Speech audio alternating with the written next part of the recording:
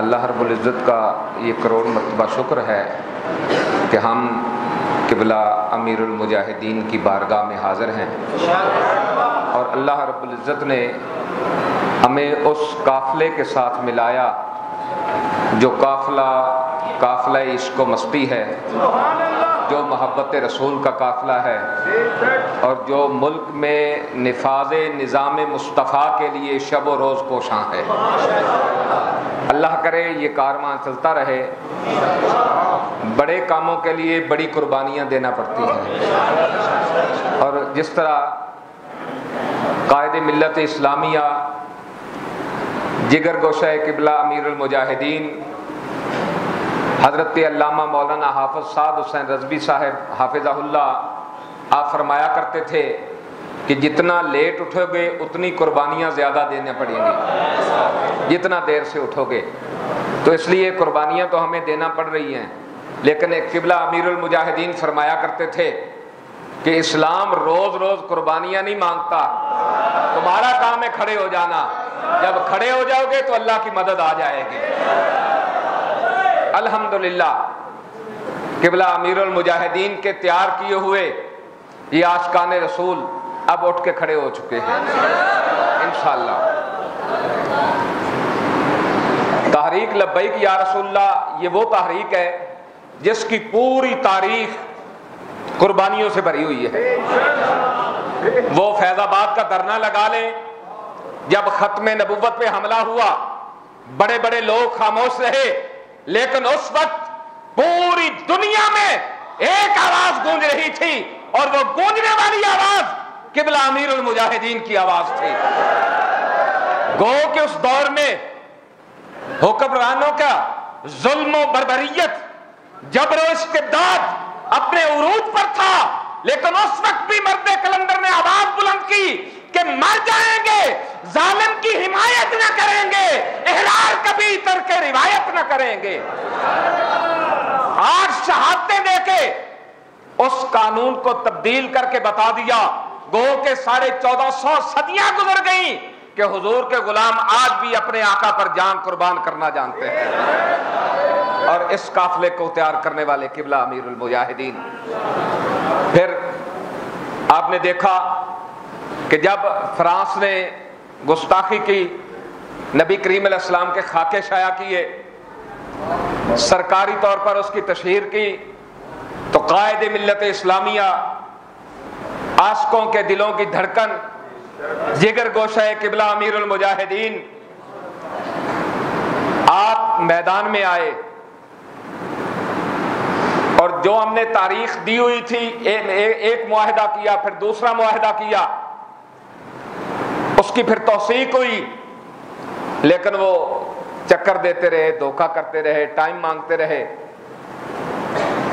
بالآخر یہ ہوا کہ قبلہ امیر المجاہدین کے لخت جگر کو انہوں نے گرفتار کر لیا، اور بغیر کسی جرم کے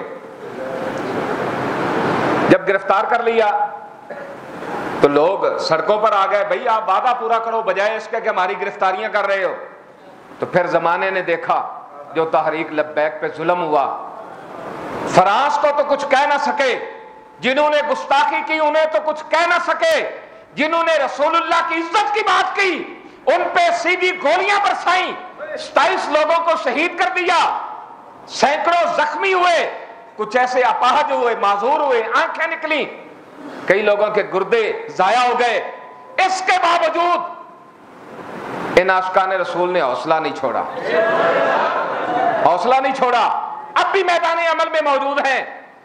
اور میں حکمرانوں کو بھی بتا دینا چاہتا ہوں، تمہارا ظلم، تمہاری سفاکیت جتنے بھی عروج پر ہو، یاد رکھنا ہمارا خون اتنا سستا نہیں ہے کہ جب چاہو اٹھ کے گولیاں برسا دو۔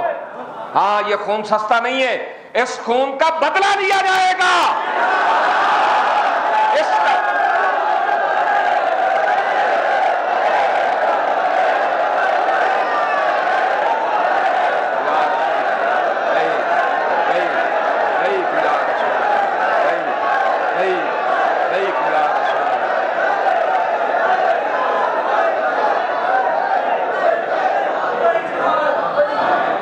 یہ کئی ساتھی کہہ رہے ہوتے ہیں ادھر ادھر شورا والے کیا کر رہے ہیں، اب کیا ہو رہا ہے؟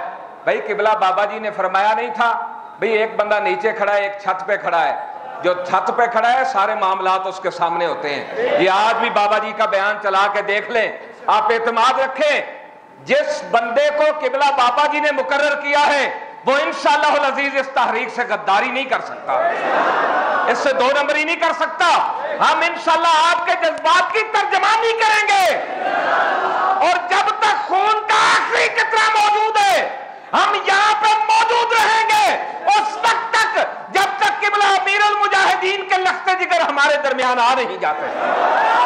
ہم نے ان 27 شہداء کے خون کا بدلہ لینا ہے انشاءاللہ، اور اس صورت میں بدلہ آئے گا کہ ملک پاکستان میں نظام مصطفیٰ کا سورج طلوع ہوگا، اور ہم قبلہ بابا جی کی بارگاہ میں آ کے کھڑے ہو کے عرض کریں گے حضور جس کے لیے آپ نے شب و روز محنت کی، کوششیں کی، آج ملک پاکستان میں نظام مصطفیٰ کا سورج طلوع ہو چکا ہے۔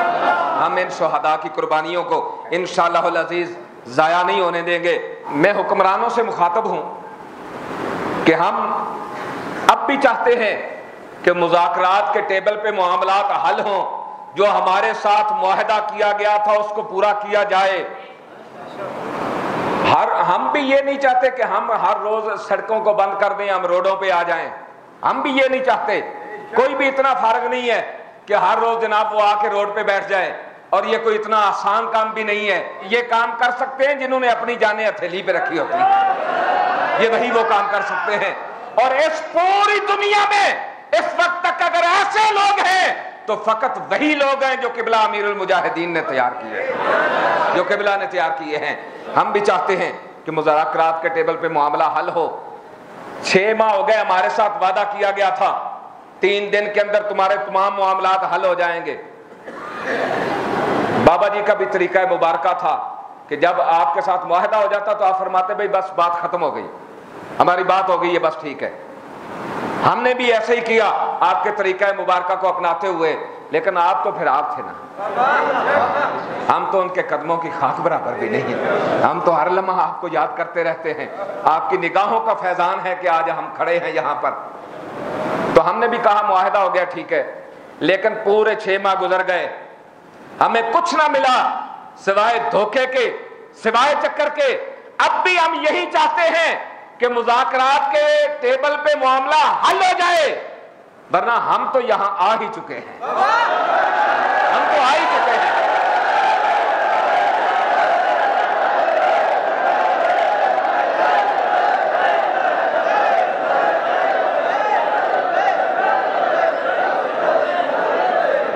اور تحریک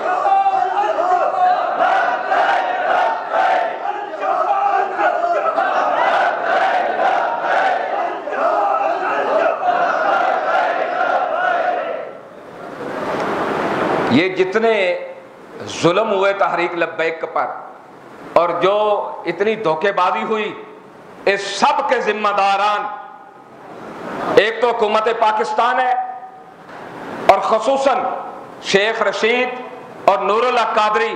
یہ شیخ رشید بڑا کہتا تھا میں مجاہد ختم نبوت ہوں، تو جس وقت تو نے گولی کا آرڈر دیا، تجھے نالا لئی میں پانی نہ ملا تو ناک ڈوب کے مر جاتا۔ کن پہ گولیوں کا آرڈر دے رہا ہے؟ جو تاجدار ختم نبوت کا نعرہ لگاتے ہیں ان پہ گولیاں برسوا رہا ہے۔ اور نور اللہ قادری تو بڑے باپ کا بیٹا ہے، تجھے کوئی پانی کا گھونٹ نہ ملا کہ ڈوب کے مر جاتا؟ جب یہ آرڈر جاری ہو رہا تھا استعفیٰ لکھ کے ان کے منہ پہ مارتا اور ان سے کہتا نہیں بھائی تمہارے ساتھ کوئی تعلق نہیں ہے۔ مدینہ طیبہ کی طرف منہ کر کے کہتا انہیں جانا انہیں مانا، نہ رکھا غیر سے کام، للہ الحمد کہ میں دنیا سے مسلمان گیا۔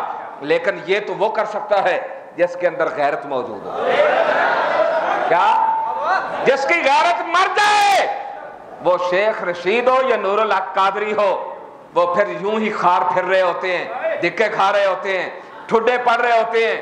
لیکن ابھی اور وقت آنے والا ہے تمہاری ذلت کا، تمہارے لیے ذلت لکھ دی گئی ہے، ذلت لکھ دی گئی ہے، ذلت لکھ دی گئی ہے۔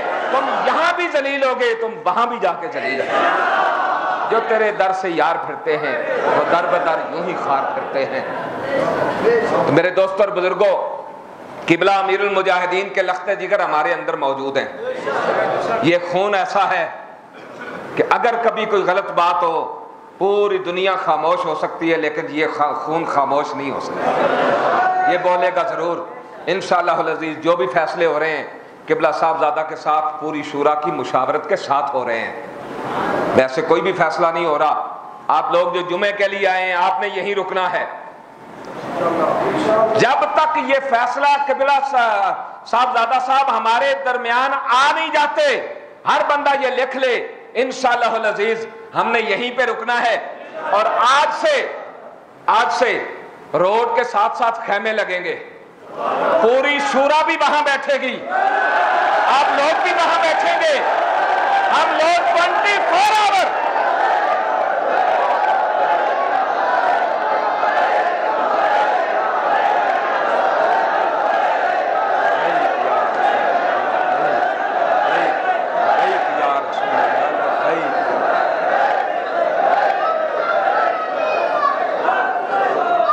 دونوں طرف سے سڑک کے دونوں طرف خیمے لگیں گے، فٹ پاتھ پہ بھی خیمے لگیں گے، سڑک بھی چلتی رہے گی، زمانہ بھی دیکھتا رہے گا، اور جہاں کوئی گزر کے جائے گا ان کی بے حیائی سب کو نظر آتی رہے گی کہ کورٹ کے 3 فیصلے آئے پھر بھی صاحبزادہ صاحب پہ ظلم جاری ہے، اور اتنے پرامن لوگ ہیں پھر بھی ان کی بات کوئی نہیں سن رہا۔